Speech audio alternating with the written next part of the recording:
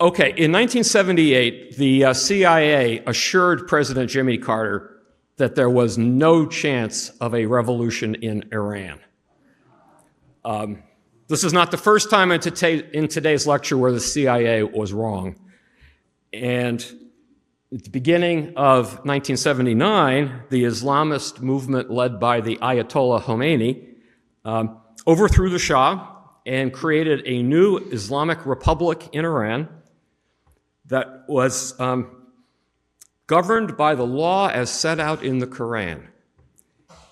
And one of the things that matters about the Iranian government is its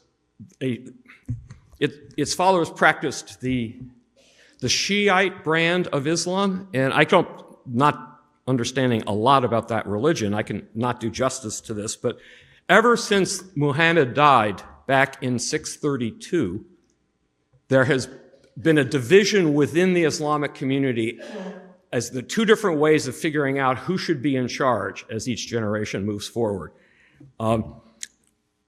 One group believed that Islam should be governed by caliphs who were elected, chosen by the community. Those are the Sunnis. We lost our light. Oh well. The others, the Shiites, believe that the running the religion or being spiritual leaders should be passed down by generation to generation through the descendants of Muhammad himself. The Shiites and the Sunnis bitterly hate each other in most Arab countries, unfortunately.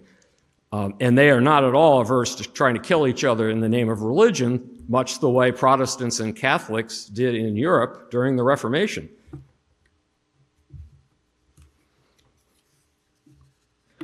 So Iran is run by the Shiites. Most of the governments in the Middle East are run by the Sunni brand of, if that's the right word, of Islam. And so Iran presented a serious threat to its neighbors. One of those neighbors was Saddam Hussein, who was at the time in 1980, he was a dictator in Iraq. He was a pretty evil fellow, but he was also very opposed to Iran because he was afraid that Iran would stir up trouble in Iraq. Hussein and his people running the country are Sunnis.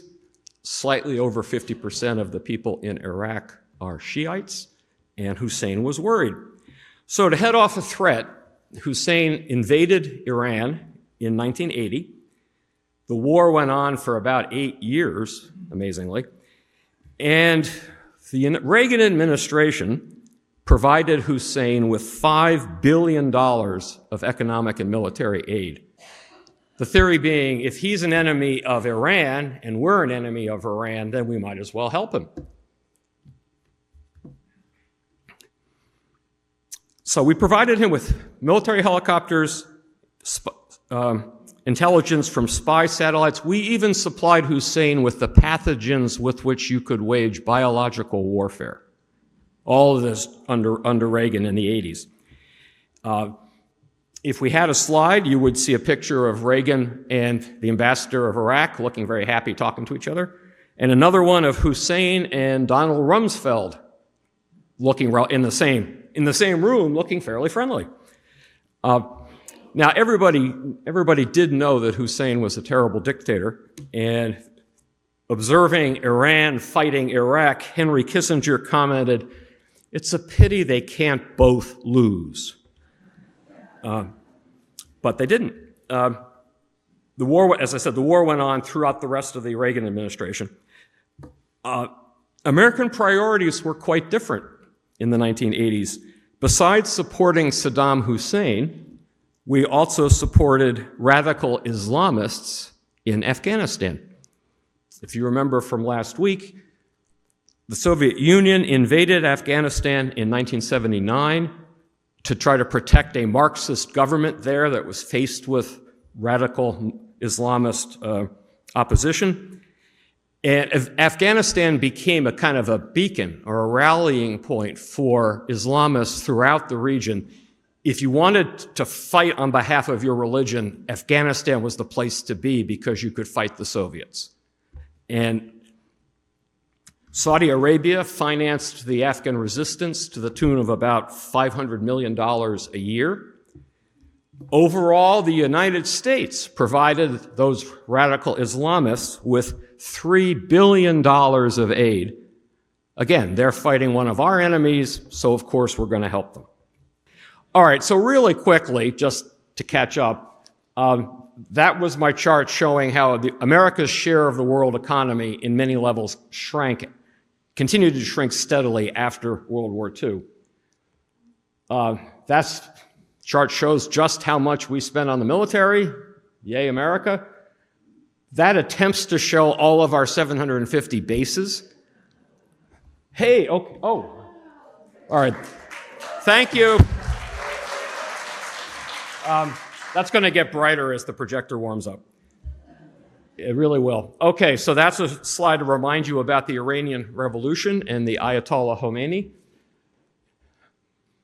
There they are. There's the Reagan and the Iraqi ambassador, and there's Rumsfeld and Saddam Hussein in the 80s. Little map just to remind us, Afghanistan mattered to the Soviet Union because it was right on the southern border, and across the border, quite a number of Muslims in that part of the Soviet Union. So they worried that the success of a resistance in Afghanistan would stir up trouble among the Muslims living in the southern Soviet Union. And there are some of the fighters that you and I and our tax dollars were supporting. Now next, we're caught up. Beside helping Hussein and helping the resistance in Afghanistan, Ronald Reagan also sent the U.S. Marines to try to help keep the lid on things in the Middle East. And in August 1982, Reagan sent in 800 Marines to Lebanon as part of an international peacekeeping force. This was one of many occasions where Israel decided they'd had enough of the PLO stirring up trouble from across the border in Lebanon, and so they invaded southern Lebanon to try to destroy the PLO bases.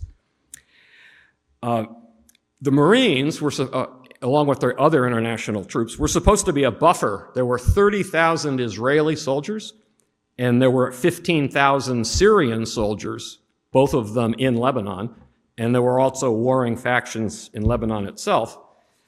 We were supposed to be a buffer. The American troops turned into a target. In April 1983, a truck bomb at the American embassy in Beirut killed 63 people.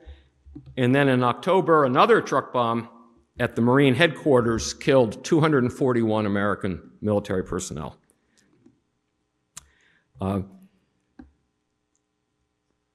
Reagan withdrew the Marines a few months later. It was never really clear what our job was, but once we were in the middle of it, we became a target. And America is going to be a target in the Middle East for the rest of the talk, really. Okay, the next big event in today's march is when Hussein decides to do something unexpected. Saddam Hussein had claimed for years that Kuwait was really part of Iraq. And the only reason it wasn't is that after World War I, the British moved in and drew new boundaries.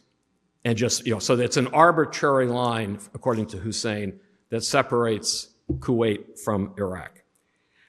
At the time, Iraq produced 11% of the world's oil. Kuwait produced 9%. And the Americans were afraid that once he got into Kuwait, he would then turn his attention directly south. It's not labeled on the map, but right below Iraq there is Saudi Arabia, which had 16% of the world's oil reserves. So there was kind of a fear that Hussein was going for something as close to a monopoly as he could get. George H.W. Bush, the president, hesitated at first, briefly, about what to do when the invasion happened. Margaret Thatcher, British Prime Minister, warned Bush, quote, "Don't go wobbly on us." So fortunately for everyone, Bush decided not to go wobbly. He sent about 500,000 American soldiers, plus a lot of planes and equipment, to defend Saudi Arabia. And he also did a very effective job of building an international coalition for the effort to get Hussein out of Kuwait. All the countries in blue on that map signed up to help, not just to provide troops, but since the United States can't bankroll everything, Bush went around the world sort of asking for contributions, and the countries in blue contributed both people and money. The UN authorized the use of force, so did Congress. The beginning of 1991, the war began with a month-long air bombardment. Some of you may remember watching some of this on TV while it was happening. Then the troops marched in February, Operation Desert Storm. It proved to be amazingly easy to get the Iraqi troops out of Kuwait. Then the U.S. troops stopped. And it's interesting given what happened later, but at this point in 1991, nobody on the American side is thinking, let's just keep marching and get rid of Saddam Hussein. Nobody was advising that. There was no mandate from the UN to get rid of him. There was no mandate from Congress to get rid of him. None of the warmongering folks from 2003, like Rumsfeld or Cheney, none of them were advising going in there to get rid of Hussein in 1991. We did encourage the Shiite and Kurdish minorities in Iraq to rebel. They did rebel, and then we didn't give them any military aid at all. And we watched as Hussein used chemical weapons on his own people. What did happen is the U.S. enforced a no-fly zone, limitation on where the Iraqi Air Force could fly, and to protect Kuwait on one side and Turkey and Syria on the other side. The King of Saudi Arabia and George H.W. Bush had promised that as soon as Kuwait was liberated, the U.S. would pull out of Saudi Arabia, but it didn't happen. Our troops stayed to enforce the no-fly zone over Iraq and just to make sure that the Saudis were safe. People were optimistic at this point. And you got to remember, this is early 1991. The Soviet Union is imploding. And so George H.W. goes to Congress to deliver a victory speech, and it's worth a quick quote here. And it would work better if there was sound. A world of barbed wire and concrete block. Let's start that from the beginning. That was my mistake, I'm sure. Until now, the world we've known has been a world divided, a world of barbed wire and concrete block, conflict, Cold War. Now we can see a new world coming into view, a world in which there is the very real prospect of a new world order. In the words of Winston Churchill, a world order in which the principles of justice and fair play protect the weak against the strong. A world where the United Nations, freed from Cold War stalemate, is poised to fulfill the historic vision of its founders. A world in which freedom and respect for human rights find a home among all nations. Yeah, and wasn't that lovely? I mean, you think about it. It's 1991, the Soviet Union is disappearing, and that's a nice vision, because it's like maybe there's going to be world peace, and he's not saying the United States is going to enforce it. He's saying the UN will have a chance to do what it was designed to do, and you get the sense that America is going to just stand by and help when it's needed. It's a nice vision. It's not what happened, but people were optimistic at that moment in time. Now, while Bush was giving that speech, radical Islam was not front page news. That changed during the 1990s, and I think we want to ask ourselves, what are the radical Islamists over there so angry about? And I don't pretend to be an expert, but I can flag a few things that some Muslims over in the Middle East were angry about. And one obvious reason is American support for Israel. But that's a whole other topic for another time. The second reason, as I said, is that the American troops stayed on in Saudi Arabia, and there were thousands of them. And to some fervent believers in Islam, the peninsula of Saudi Arabia should only be occupied by Muslims. It should be a sacred, safe place. And the idea of all these infidels, including women in uniform, right? Saudi Arabia is a country where women weren't allowed to drive. That was considered dangerous for the civilization itself. So Americans in Saudi Arabia were seen by a lot of people as a threat to the integrity of the religion itself. And I can't, how do you talk about the deep beliefs of millions of people in the world? That's the annual gathering in Mecca. That's a lot of people, and what do they believe? And for a lot, Islam is the center of their lives. The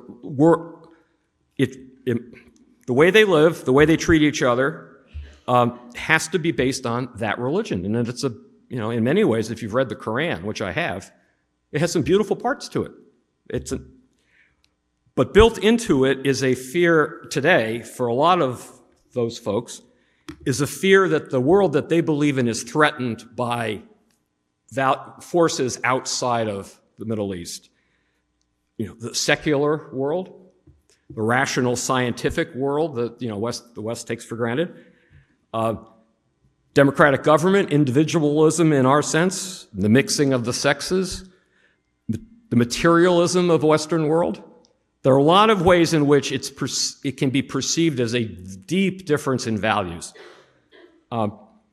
which is a little bit like some of the fundamentalist Christians in this country view the secular, modernistic, individualistic, hedonistic world of New York and California, which seems like a foreign way of existence to them and a threatening one. And I get that, right? It's a very different set of values.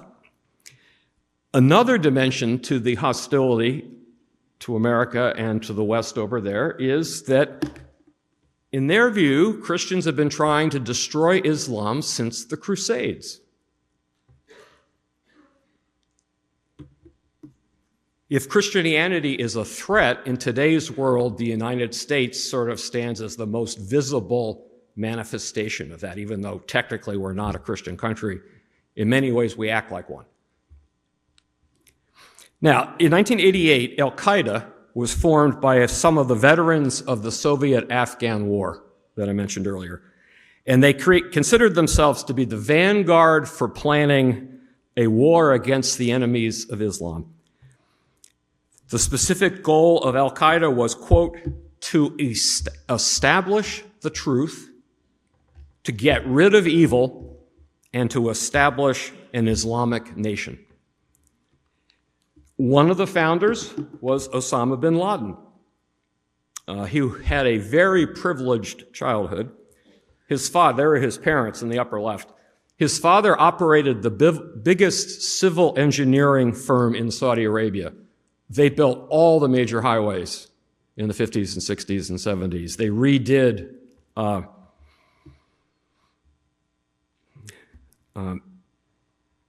some of the holy places like we saw in that last slide. So Osama bin Laden grew up very rich, very privileged. As a kid, his favorite TV show was Bonanza. So some of you may have something in common with him. The photo on the left there is part of a big family photo when all the bin Laden kids went to Sweden. And in the circle there is a happy-looking Osama bin Laden, having fun with the family. When he got to be a young adult, one of the things he thought he could do for the Islamic cause was to raise money and get money from places like Saudi Arabia to the resistance fighters in Afghanistan. So he's helping Al-Qaeda to raise money and send it to Afghanistan. Al-Qaeda begins setting up training camps for Muslims who want to fight on behalf of their religion. One of the training camps identified 3 goals, according to one of the documents that was captured later. One is establishing the rule of God on earth. The second was attaining martyrdom in the cause of God. And the third was purification of the ranks of Islam from the elements of depravity. The program, these training camps gave disaffected young Muslims living in other parts of the Middle East who were uncomfortable with the way their countries were being run because they were too secular. It gave them an identity and a place to go and a place to act out on their beliefs. And they didn't just stay there. Many of them left the training camps on that map. You've got Afghanistan in the center, and the arrows, I don't know if you can read all the labels, but people who had been trained at those camps filtered out into other Islamic communities around the world, all the way up to the Balkans, down to Southeast Asia.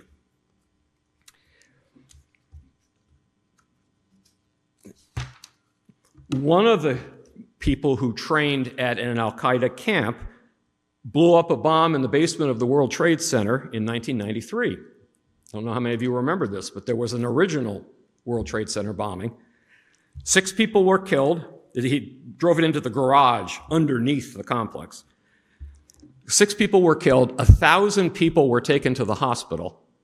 It was the most people taken to a hospital at a single time in America since the Civil War. And it caused $500 million of damage.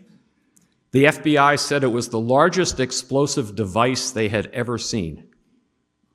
A couple years later, a bomb went off at one of the housing complexes for U.S. troops in Saudi Arabia. As I mentioned, the whole presence of American troops there was considered an affront for a number of Islamists.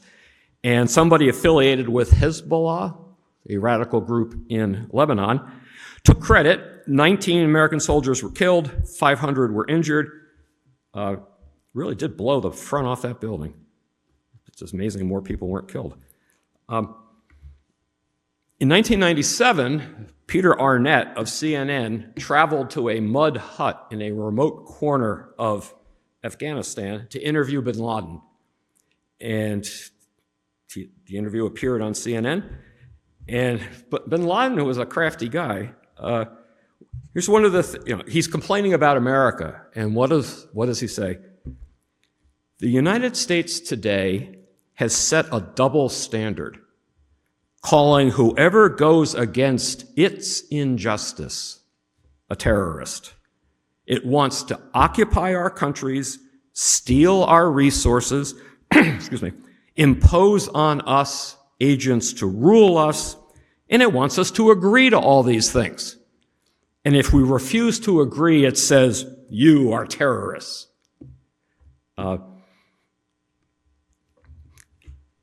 That's a perspective. It was clear from the interview, whenever Arnett tried to ask him, so what would you do if you were in charge? Bin Laden dodged the question. He really had no vision of how you run a country according to Islamic law. He was very much just focused on the battle. The next year, bin Laden announced a holy war against America. He declared that our occupation of Saudi Arabia and our support for Israel amount to, quote, a war on God, on his messengers, and on the Muslims. And the announcement continued, the ruling to kill the Americans and their allies, civil and military, is an individual duty for every Muslim who can do it in any country in which it is possible to do it. Okay, that's a declaration of war for sure. Now, the interesting thing, though, up till this point, this is early 1998, bin Laden and al-Qaeda had gotten a lot of press attention, but they hadn't actually done anything very much themselves. They trained people who did things. But that was about to change. In August 1998, al-Qaeda suicide bombers attacked two American embassies in Africa, Kenya and Tanzania. Hundreds of people killed and injured. In Tanzania, everybody who was killed or wounded was a Tanzanian. None of them were Americans. The FBI learned that a member of al-Qaeda had actually walked into the U.S. Embassy in Nairobi and warned about the plot. And the CIA agents in the embassy didn't think it was a credible threat. All right, so what did we do in response to the bombings of our embassies? We fired 60 cruise missiles at locations that were believed to be occupied by al-Qaeda in remote parts of Afghanistan. Those cruise missiles killed 20 people, but missed bin Laden, who wasn't where they had thought he was. We also fired 13 missiles at a factory in the Sudan, that's it in the bottom there, that was suspected of making chemical weapons for al-Qaeda. Our intelligence on that one wasn't so good. The building actually produced half of the human medicine in the country of the Sudan, and we destroyed it. Now, what was the Republican response to this? Bill Clinton is overreacting because he's facing impeachment, and we got the whole Monica thing going on, and he's just looking for a diversion. So the Republicans criticized him for going after bin Laden because it was just a diversion. In October 2000, an al-Qaeda suicide bomber sailed a little boat right up next to the USS Cole, which was in a port in Yemen. The bomb blew a 40 by 40 foot hole in the ship, killing 17 sailors, injuring 40. Bill Clinton authorized the CIA to capture bin Laden if they could, and the FBI put bin Laden on their 10 most wanted list. But it's interesting, despite the bombings, if you go back and read about it, terrorism was not a subject in the 2000 campaign between George W. Bush and Al Gore. They just weren't arguing about it. They weren't talking about it. In fact, Bill Clinton had also sent U.S. troops to try to keep the peace in Somalia, which didn't work very well, and in the Balkans, which worked a bit better. And in one of the debates, George W. Bush complained that we were overextended in the world. We're trying to do too much in too many places. How's that for irony? Now, after the election, in the summer of 2001, the CIA and the National Security Agency warned George W. that there was of a possible al-Qaeda attack, but it was the kind of warning you don't know what to do with. Well, they're going to do something big and awful, but it might be in America, it might be in Israel, and we have no idea when or where. Okay, that's sort of a warning, but what can you do about it? They didn't really know. As we all know, what happened, and it's 22 years ago. I apologize for the music in this.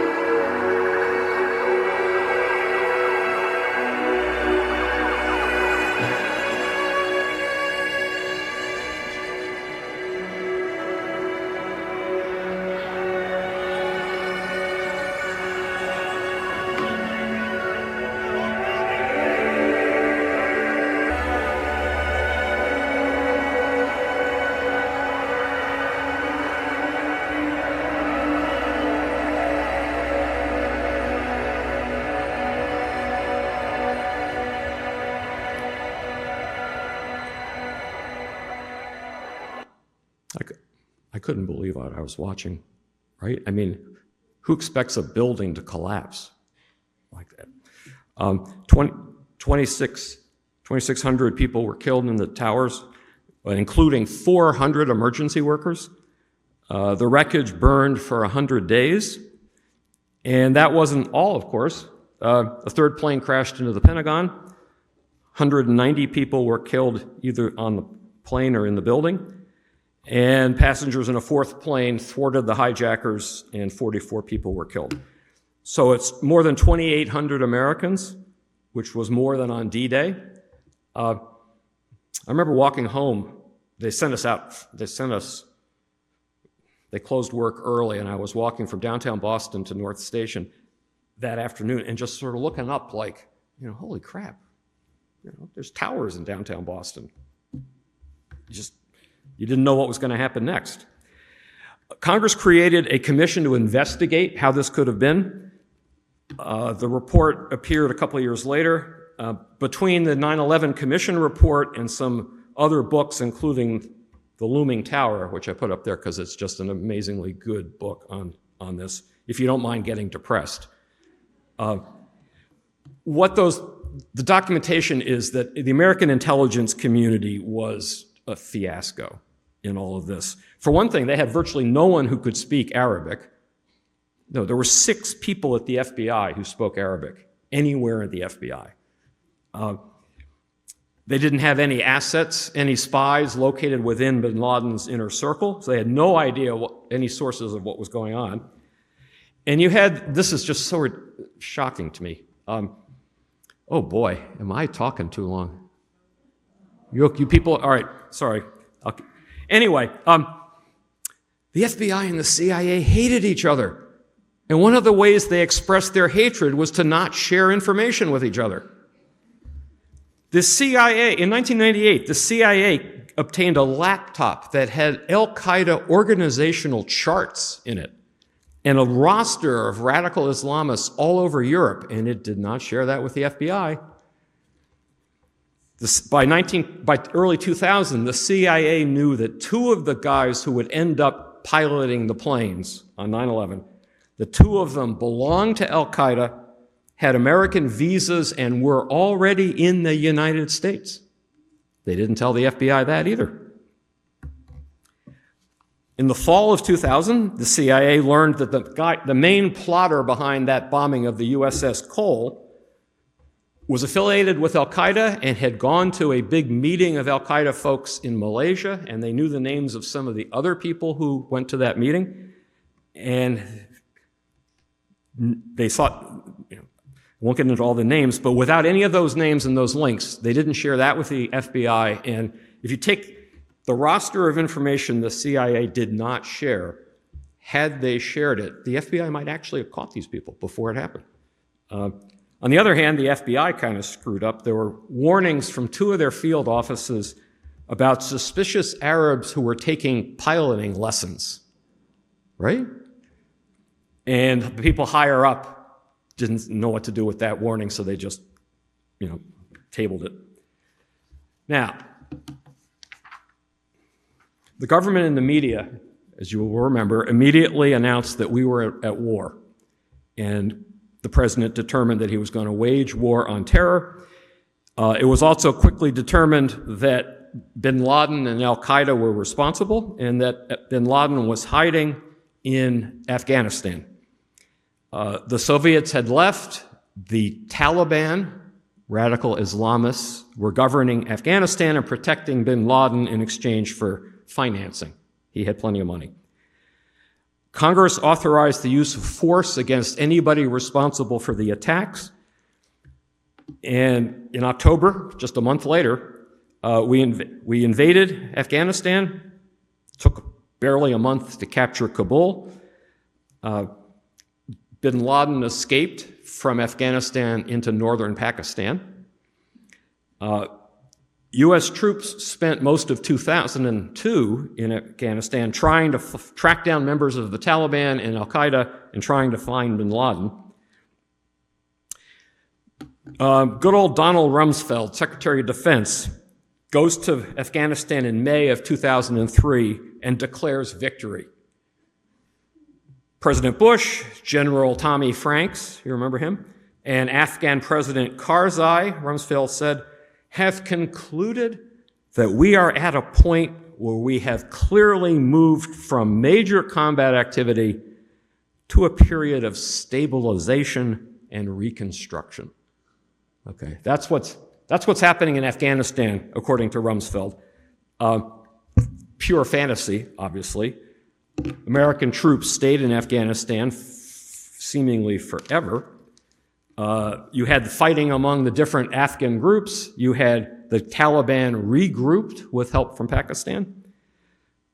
One of the first things he did after becoming president, Barack Obama promised that all American troops would be out of there by August of 2010.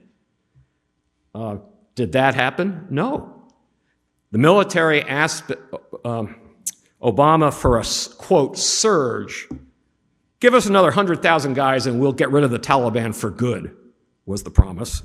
That didn't happen. It's actually the Trump administration that negotiated our getting out of Afghanistan. And they made a deal that we would all be out by 2021, and Joe Biden honored that, and American troops left in August 2021. And depending on how you count it, that is 6 months longer than the Vietnam War. We're 20 years. Now, a week after September 11th, the CIA told George Bush that there was no link between Iraq and the 9/11 attacks. That one they got right. There wasn't any link. But these people didn't care. Even before the attacks, they were starting to talk amongst themselves about how they could get rid of Saddam Hussein. In a terrible way, 9/11 gave them the opportunity. So there, if you remember, of course, George W., that angry-looking fellow at the top is Cheney, Dick Cheney, the vice president, and the woman at the bottom was National Security Advisor Condoleezza Rice. And they start planning at once to work out how are they going to get rid of Hussein, and it takes them a while. They made a gazillion mistakes, but there are two big ones that I want to try to emphasize. First, they seriously overestimated what kind of a threat Iraq actually was. They assumed that Iraq had weapons of mass destruction, chemical weapons, biological weapons, maybe even atomic weapons. They assumed that, and so they pressured the intelligence community to provide evidence that they were right. And when there wasn't evidence, the subordinates in the CIA were pressured to blow things out of proportion, to send reports that downplayed the credibility issues with some of their sources. You had an intelligence community feeding those folks exactly what they wanted to read. And those folks started going on the circuit in 2002, drumming up support for a war. Bush went to the commencement at West Point in June of 2002 and said, "We must take the battle to the enemy, disrupt his plans, and confront the worst threats before they emerge. If we wait for threats to fully materialize, we will have waited too long." I love Cheney. You got to love this. In August, he went to the VFW. Simply stated, there is no doubt that Saddam Hussein now has weapons of mass destruction.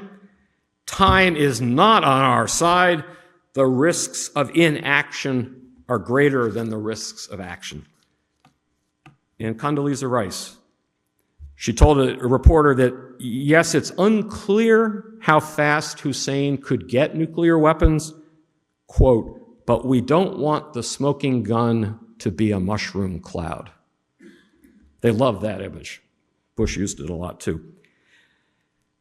In October 2002, the CIA told Bush that Iraq definitely had chemical and biological weapons of mass destruction and was rebuilding its nuclear program.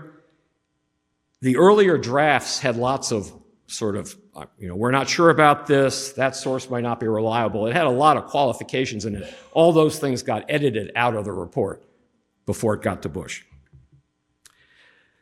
Congress authorized the use of force, and of course the media helped out a great deal by printing false stories about just how awful the weapons of mass destruction were, including a very well-respected reporter for the New York Times, Judith Miller, who just kept printing things that didn't have a basis. In December of 2002, Iraq issued, I can't believe this, a 12,000-page report denying that they had weapons of mass destruction. Nevertheless, George Tenet of the CIA goes to Bush and says, I'm sure you all heard this, the case for weapons of mass destruction in Iraq is a slam dunk. The UN inspectors on the ground in Iraq said, we don't find anything. We haven't found anything yet. That didn't matter. And then, poor Colin Powell. So Colin Powell was the Secretary of State. You got to say, he was one of the most trusted men in America at the time. Really. He had a great bipartisan reputation. They wound him up and sent him to the Security Council at the UN to make a presentation about the evidence for the weapons of mass destruction. George Tenet of the CIA vouched for every bit of information and assured Powell that everything was correct. Virtually everything the poor man said was false. Virtually everything except maybe his name and where the satellite photos came from, but not what they meant.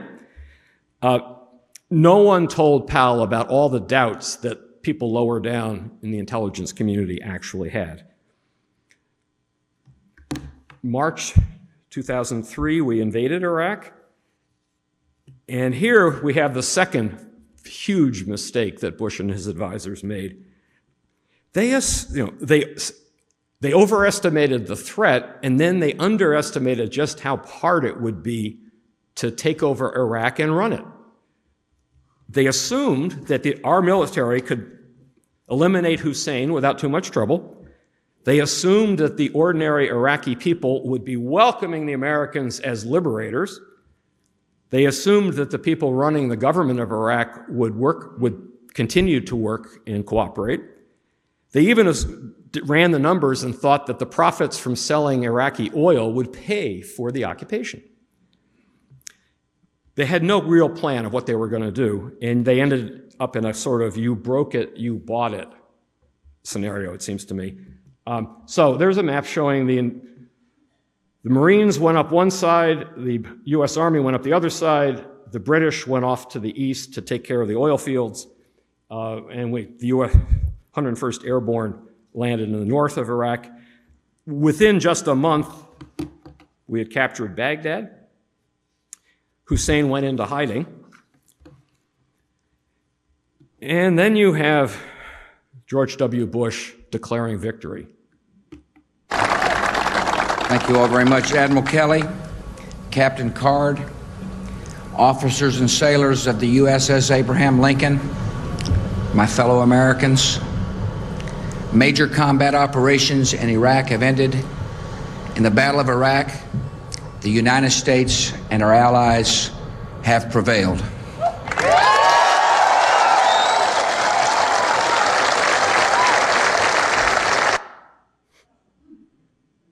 You gotta love the banner, you do. At that point, only, still a loss, but 138 Americans have been killed so far. It was a very successful, quick victory, as the Army had expected. And then everything really goes to hell.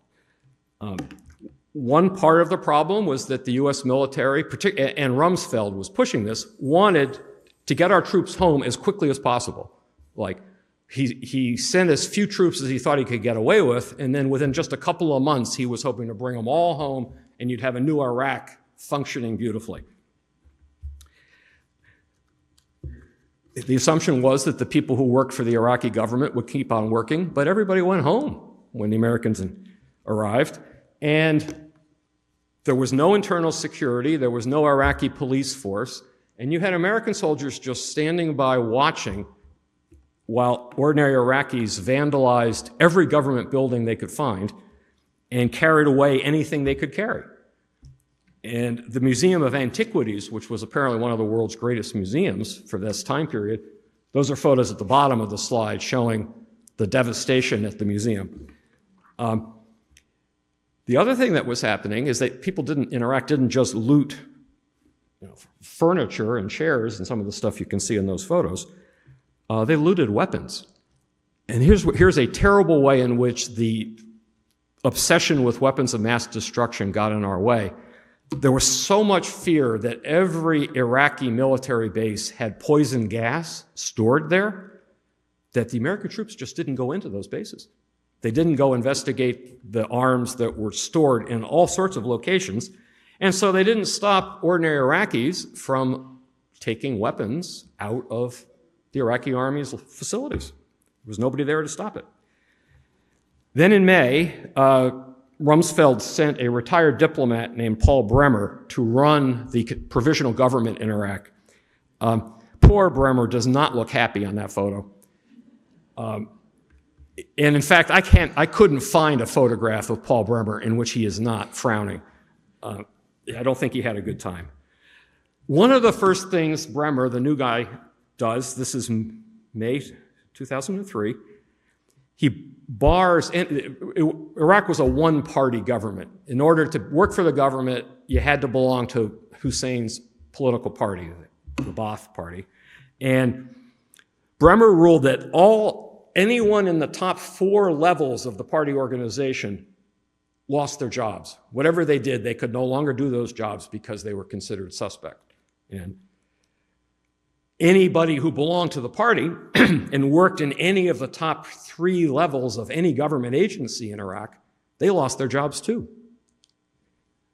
What this did is it kicked, say, 50 to 80,000 very experienced Iraqis who knew how to run the country, all lost their jobs at once. And they're not there to help keep things moving any longer. A week later, Bremer decides to go one step further. He abolishes every Iraqi government agency. He abolished the army, the police, domestic security. He sent 650,000 Iraqis into unemployment. Most of them had been in the army, and they were not pleased. And many of them had already taken their weapons home with them. The slide at the bottom there are police officers protesting. So what did this do? These decisions made that, as a practical problem, we couldn't even keep the electricity running in Baghdad. The phones didn't work, the sewage plants weren't working because the people who knew how to operate a sewage plant, I'm sure none of us could just walk into a sewage plant and say, oh, all right, we can figure this out. All the people who knew how to do it were gone. Any popular support that America had disappeared as things got more and more out of control, and Americans were blamed for it. And you also, mixed in with the anti-Americanism, you had the fact that the Sunnis and the Shiites in Iraq were quite happy to start shooting at each other now that they had a chance. And so you had a country divided internally and also coming apart at the seams because we had removed the seams. So the Iraqi opposition turned into guerrilla warfare. And I'm sure you all remember this. It was estimated in 2003 that there might be 15,000 members of the insurgency. By 2007, it was more like 70,000. The number of attacks went from 15 per day in 2004 to 200 attacks a day in 2007. And one of the weapons of choice was the IED, right? Improvised explosive device, which was very good for blowing up American trucks on a convoy. And how are you supposed to defend yourself against things like that?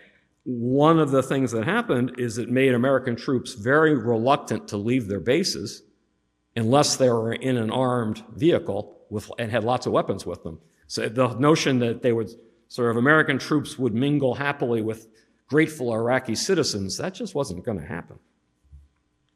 And then, this is now the summer of 2004, all the justifications for the war fell apart.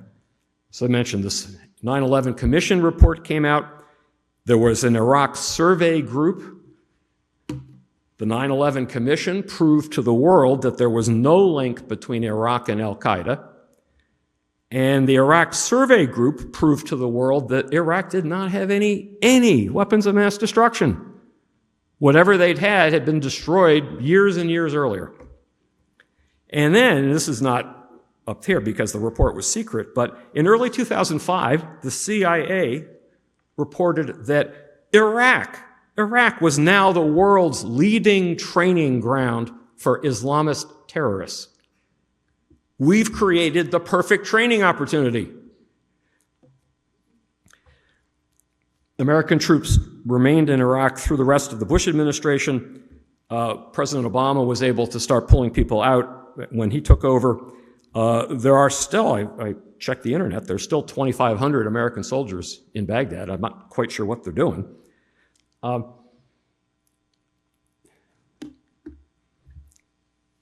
lot of, unsurprisingly, a lot of people suffered terribly during these two wars. The human cost, a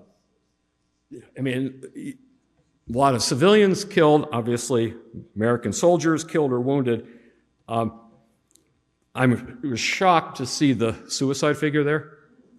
That percentage is apparently so far out of line for ordinary Army veterans that it's staggering. And to top it off, you and I spent $8 trillion to make all those wonderful things happen. But the war, all right, you've got another 10 minutes with me at least. I hope that's all right.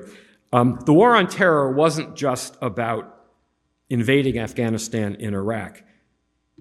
Bush and his people, and you got to sympathize with them on this, they had no idea if another 9/11 was coming, right? We know now that there wasn't another one, but they didn't know that. They were desperate to avoid having another one happen. And to use lingo from Star Wars, their fear of what might happen led them over to the dark side of the Force. Almost immediately in early 2002, the U.S. military opened a special prison at Guantanamo Bay. Guantanamo was chosen because it's under American control, but it's not technically part of the United States. It's not a state. And so the theory was, thank goodness, the United States Constitution will not apply here. We can do what we want. The same month, early 2002, Bush ordered that anybody taken prisoner during the war on terror was not covered by the Geneva Conventions. The United States has the dubious distinction of being the first country in history to specifically authorize its personnel to violate the Geneva Conventions. We can be proud of them. No. America being number one on that is not a good thing. The CIA developed what they called a rendition program of capturing suspected terrorists anywhere in the world in secret operations, often aided by the secret police in some of the other countries that helped. Terrorists all over the world were rounded up, hooded, put on secret CIA planes, and flown to destinations. And if you look at that map, people in all of the countries and highlighted on that map, governments there helped the CIA round up people, gave them places for the planes to land, and the countries in black, like Poland and Romania, in the top there in the center, provided some of their own prisons. They were kind enough to lend us prisons to use for the people that the CIA had rounded up. One former CIA agent said about Poland and Romania, "We told them we'd help them get into NATO if they'd help us torture people."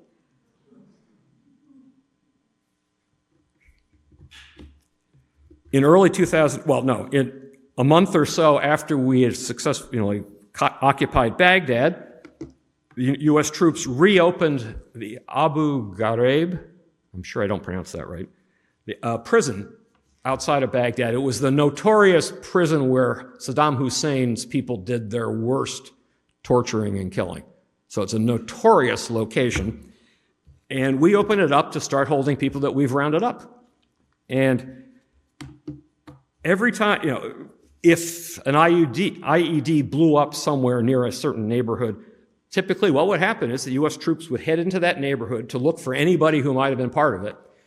And since they all look alike and no one was wearing uniforms, the U.S. troops tended to round up every young, able-bodied man in the neighborhood and just take them away by the hundreds. Dozens if it's a small neighborhood, hundreds if it's a bigger one. Pretty soon, Abu Ghraib had 10,000 prisoners, and the U.S. military, which was running the place, estimated that 90% of them had no intelligence value whatsoever. But they held on to them. It was considered unsafe to release them. And of course, it was particularly unsafe after, in April of 2004, CBS News broadcast photos like those. Do you remember how we were treating prisoners in that prison, Abu Ghraib? The abuse, the humiliation. There's one a photo I didn't show where they had covered a prisoner with human feces. There is, as you can see in the center there, a guy attached to a table, a bunk bed hanging upside down naked. They made piles of human pyramids like the one in the center. And the young woman on the lower right is celebrating a prisoner that's a dead body. That guy was beaten to death in the prison, and she is celebrating. I'm sure it wasn't easy being a young person working in Iraq at the time, but still, that's... So if what's the reaction to those photos? I mean, obviously, if you didn't hate America before, you were much more likely to hate America afterwards. And America's, our allies were pretty disgusted too. And then just 2 months later, in June of 2004, the torture memos were leaked. The memos were written in August of 2002 by two lawyers at the Department of Justice, Jay Bybee and John Yoo. And these enterprising young fellows at the Justice Department argued that the CIA and the military could use enhanced interrogation techniques without violating the Geneva Conventions on torture. Prisoners were isolated in tiny cells, sometimes with bugs thrown in just for effect. I mean, there was actually a separate part of the memo about whether or not it's okay to add insects. And the conclusion was, sure, of course it's okay. The prisoners were kept hooded, they were kept stripped, they were deprived of sleep for days at a time, they were threatened with attack dogs, they were put in rooms and subjected to loud music for hours. Can you imagine listening to your worst nightmare of heavy metal for hours and not being able to get away?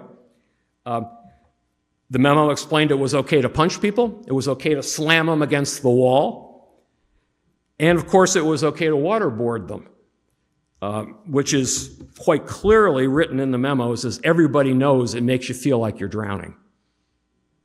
Even your mind might tell you they're not going to drown me, but the rest of your body does not believe your mind because they could drown you, actually. All of that was done with a doctor on hand just to make sure that, things didn't get out of control. Except, of course, the guy who got beaten to death, and he wasn't the only one who died in these prisons. According to those enterprising young lawyers, you can beat prisoners and you can waterboard them, but it is not torture. It's not torture unless you inflict such serious physical injury as results in organ failure, impairment of bodily function, or death. You can beat them and you can waterboard them, but it's not torture unless your only motivation is to cause pain. And since the motivation in everybody's mind was, we torture these people, we might get useful intelligence about terrorism, then nothing you do is going to be torture because you have supposedly the motive of trying to get information. You can lock people up in small cages, you can blast music at them for hours, but it's not torture unless the mental harm lasts for, quote, months or even years. And these guys pointed out, there's really not much chance that any of our people will ever be prosecuted for what we're doing because they can always say they were following the president's orders. That sound familiar at all? George W. Bush rewarded the guy on the left by making him a federal judge, and he's still there on the Ninth Circuit out on the West Coast. John Yoo went back to Berkeley. He teaches law at Berkeley, which is a reputable law school for sure, but he's still on the faculty there. I mean, I don't know. I have some trouble. The memos were a disgrace to the legal profession. The Department of Justice, when the Office of Professional Responsibility finally investigated all of this, the Department of Justice concluded that the memos were professional misconduct and recommended disciplinary action against both of them. But that recommendation was overruled higher up at the Justice Department. Even Obama's Justice Department was not going to go make an example of these people.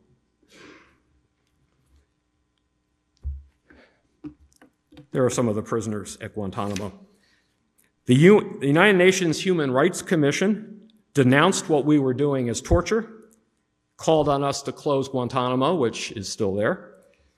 The European Union accused the United States of violating internationally accepted standards for humane treatment.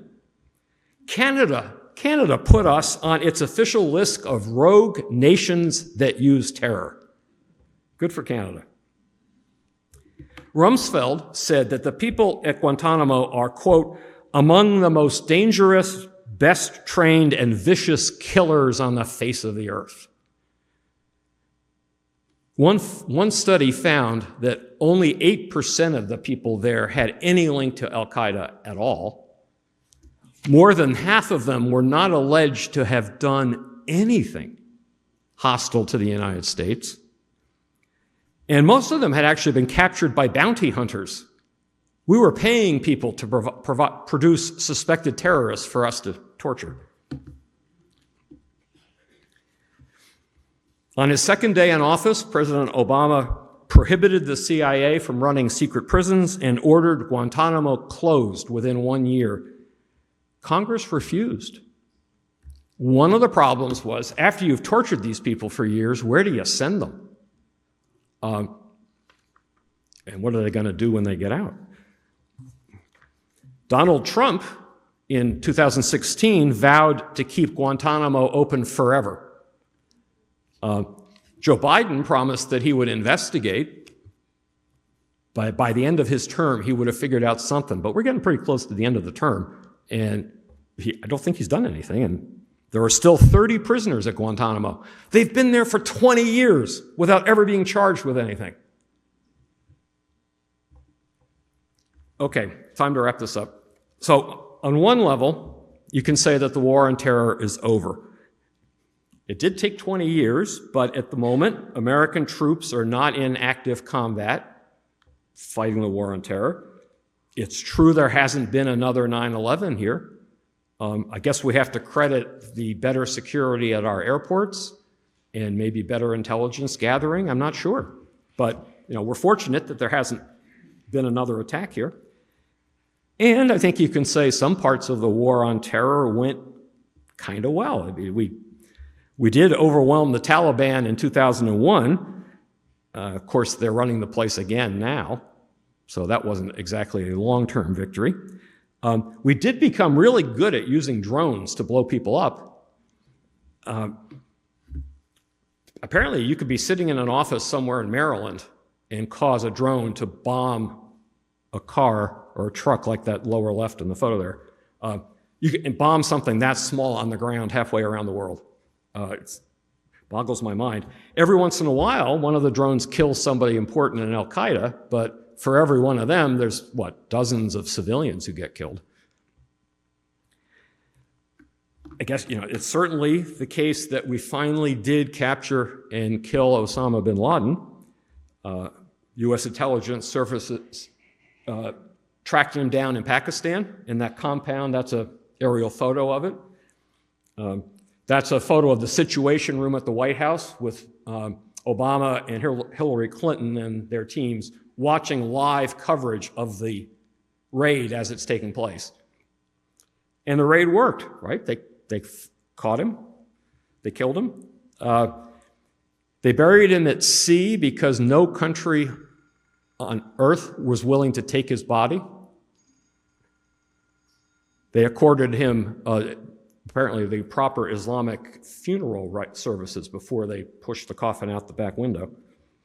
Hollywood made a pretty good movie of it. Have any of you seen Zero Dark 30 with Jessica Chastain?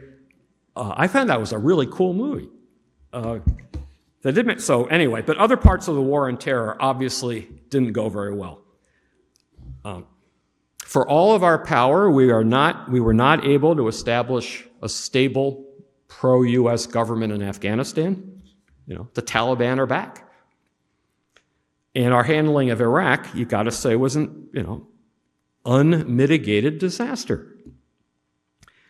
We assumed it would be easy. This is linking back to our topic of the course for democracy. The geniuses at the White House, Bush and Cheney and their people, Rice and their people, they just kind of assumed that you can march in with your forces, clear out a dictator, and just set up a running democracy. Get it up and running, and you can leave in a few months. Democracy is not really that easy to set up. You got to have a political culture in a society that values things like the rule of law, that values free elections. Iraq didn't have that. And it takes years of practice to have a reliable democracy. Iraq didn't have any of the things you would need to actually start having a democracy that works. And one other thing that, sadly, the war on terror, I think, tells us is that some people thinking they're doing what's best for the country will sacrifice the basic values of this country. Will sacrifice the notion of justice, the rule of law, the rights of a criminal defendant. Bush and their people were so afraid of terrorism that they tortured folks. And on some level, I sympathize with that, because if I was in charge and the thought that there'd be another 9/11 on my watch, that might tempt me to do some bad things. I can get that. But those folks did do bad things. They authorized bad things, and the people at the top knew what was happening. So I guess I'll come to the point I've mentioned a few times before, and I'll finish. Just that, democracy doesn't just happen magically. Democracy requires work. It requires people to decide that having it is worthwhile, even though sometimes there are risks. Like, could you fight the war on terror without torturing people? Sure you could. And in fact, if you read some of the details, most of the good intelligence they got from suspected terrorists, they got from ordinary interrogation techniques, not from waterboarding them. There's very little evidence that waterboarding produced anything useful.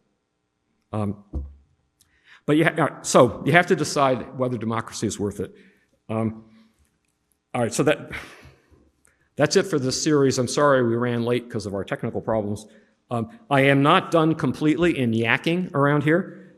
As I mentioned earlier, the concerned citizens asked me to talk, so that'll be June 18th at 2 p.m. Thank you. And next door in the catering room. And you could definitely consider it as lecture number 7 in the series, because I'm going to talk about fascism, Donald Trump, and the threat to democracy in America right here and now, which was going to be fun for everybody, right? And just one last thing. First of all, thank you all for coming to this series. I love doing this. I promised you that I would do something different in the fall. And because I think we're going to need diversions. So I thought I'm going to do a series on kind of like ordinary life in America, starting in the colonial period, working up closer to the present. How do people live? How do they work? What religions, how do they practice their religion? What music do they dance to? Just kind of ordinary life in America, which will give me more opportunity to think of things that might be funny, that you might actually laugh at, because this class sure hasn't delivered that, and I'm sorry. Anyway, thank you.